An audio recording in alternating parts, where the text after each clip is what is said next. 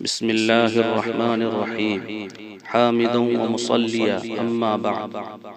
حضرات سامعین گرامی قدر، معلوم ہونا چاہیے کہ تمام اعضاء زبان کے تابع ہیں۔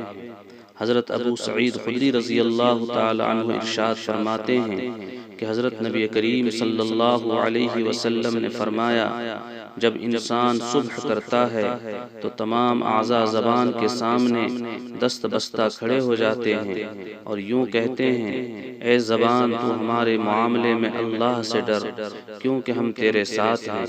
اگر تو سیدھی رہی تو ہم بھی سیدھے رہیں گے، اور اگر تو ٹیڑھی ہوئی تو ہم بھی ٹیڑھے ہو جائیں گے۔ ترمذی شریف، ابواب الزہد، باب ما جاء فی حفظ اللسان۔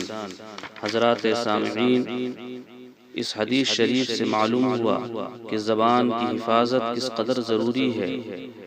ایسی باتوں سے جس میں کوئی خیر نہیں ہے بچنے کی کس قدر ضرورت ہے۔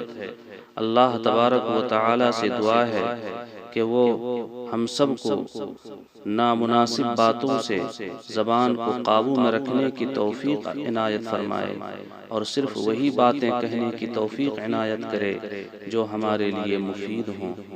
وآخر دعوانا ان الحمد للہ رب العالمین۔